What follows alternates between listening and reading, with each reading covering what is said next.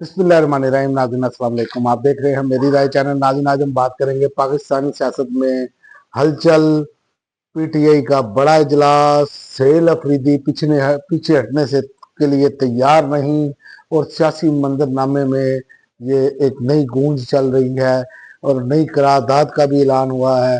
ये सारी चीज़ें जो हैं इस टाइम पाकिस्तानी सियासत में बहुत अहमियत इख्तियार कर चुकी हैं। इसी पर से बात करते हैं कि पाकिस्तान की सियासत में आज एक मरतबा फिर हलचल शुरू हुई है। इस्लामाबाद में पीटीआई का बड़ा इजलास हुआ है। वज़ीर खैबर पख्तूनख्वा सेल अफरीदी की शिरकत और एक नई करारदाद का ऐलान। लेकिन असल कहानी सिर्फ ये नहीं, कहानी असल में ये है कि जो बयानिया है वो बयानिए का असल मसला है, जो इक़्तिदार के वानों से टकरा रहा है। जो इमरान खान का बयानिया है वो इक़्तिदार के वानों से टकरा रहा है, जिसका ओपनिंग बैट्समैन इस टाइम सेल अफरीदी हैं, जो कि पीछे हटने के लिए तैयार नहीं और मुसलसल वो जो है इस निज़ाम के साथ टक्कर ले रहे हैं। आज एक दिलचस्प मंजर देखने को मिला कि इजलास में वज़ीर आला सेल अफरीदी दाखिल हुए, अरकान असम्बली ने खड़े होकर तालियों से उनका इस्तकबाल किया।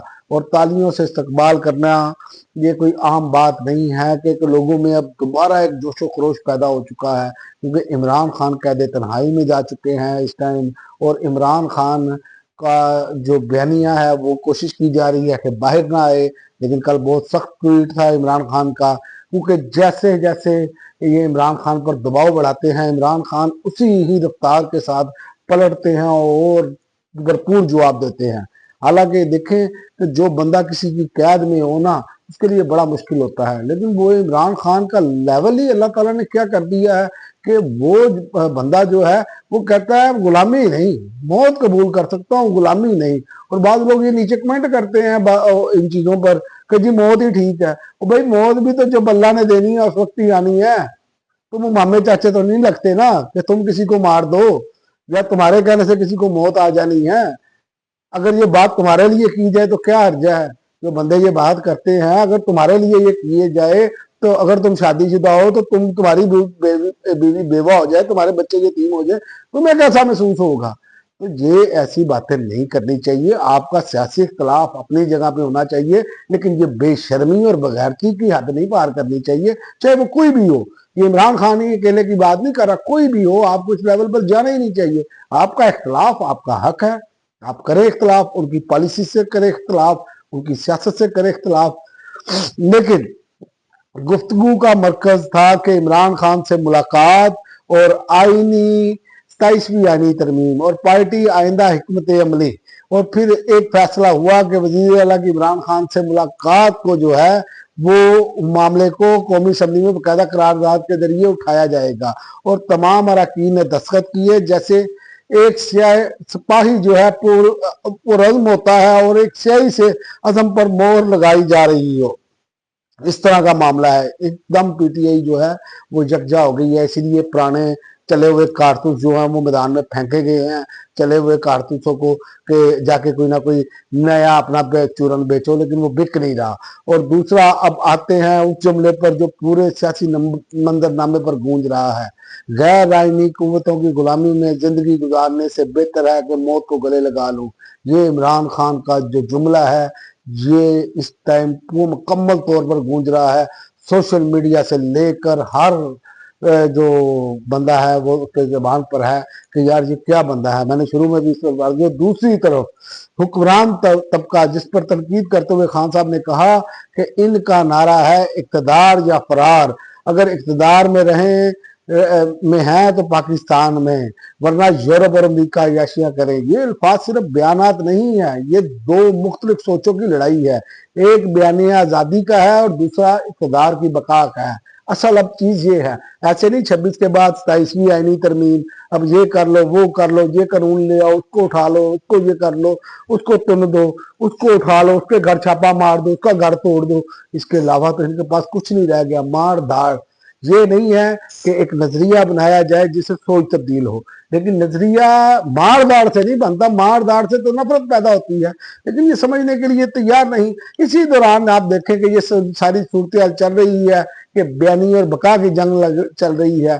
और इसी दौरान पंजाब से अब खबर आ गई है कि कबीना ने तरीके